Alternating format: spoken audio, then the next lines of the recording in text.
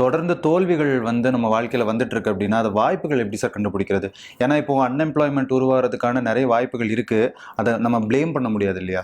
Blame பண்ண முடியாதுங்க. இன்னொன்னு இப்ப இவங்க சொன்னாங்கல்ல, லே ஆஃப் வந்து நிறைய பேரை வேலையை விட்டு அனுப்பிடுறாங்க அப்படின்னா, இப்ப மீடியால நிறைய லே ஆஃப் நடந்துகிட்டே இருக்கு. கம்பெனில 200 பேர் வேலை செய்யறாங்க.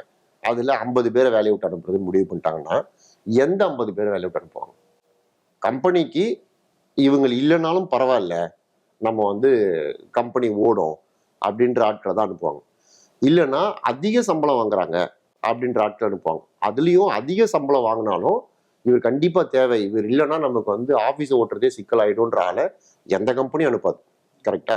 அதனால நீங்க இந்த லே ஆஃப்ல இருந்து தவிர்க்கணும்னா, நீங்க அந்த தவிர்க்க முடியாத சக்தியா மாறுறதுக்கு உங்களுடைய ஸ்கில்ஸை வளர்த்துக்கணும்.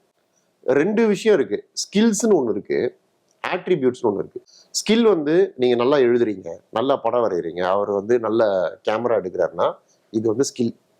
உங்க ஸ்கில்லை மேட்ச் பண்றாலோ இல்ல உங்க ஸ்கில்லை விட அதிகமான ஸ்கில் செட் இருக்கிற ஒரு எம்ப்ளாயியே வந்தா அவரை நம்ம வேலையை விட்டு அனுப்பிடுவோம். ஆனா ஆட்ரிபியூட்ஸ் அப்படின்றது உங்களுடைய குணாதிசயங்கள் சார்ந்தது. நீங்க எவ்வளவு கிரைசிஸ்லயும் பொறுமையா இருக்கீங்க, எந்த மாதிரி ப்ரெஷர்லயும் பதட்டப்படாம வேலை செய்றீங்க, ஒரு விஷயத்த கொடுத்தா பொறுப்பு எடுத்துக்கிறீங்க, நீங்க அதை கரெக்டா முடிச்சு எதிர்பார்க்கறதை விட அதிகமான ரிசல்ட் கொடுப்பீங்க அப்படின்னா இதெல்லாம் ஆட்ரிபியூட்ஸ்.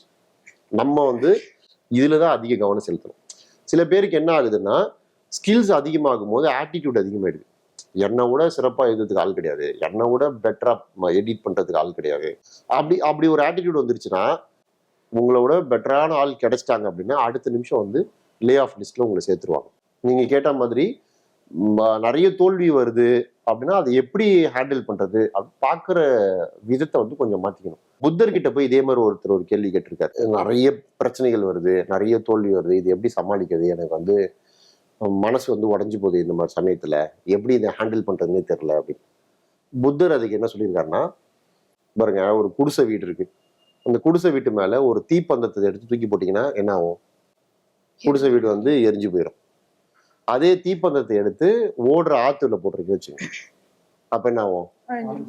தீப்பந்தம் அணைஞ்சிரும், ஆறு பாட்டு ஓடிக்கிட்டே இருக்கும். அது மாதிரி நீங்க வந்து குடிசையா இருக்கீங்களா ஆறா இருக்கீங்களான்றத நீங்க தான் முடிவு பண்ணணும். வரவும் போறவங்கலாம் அவன் பங்குக்கு 2 தீப்பந்தத்தை வீசிட்டு தான் போவான். நீங்க குடிசையா இருந்தீங்கன்னா நீங்க எரிஞ்சு போயிருவீங்க.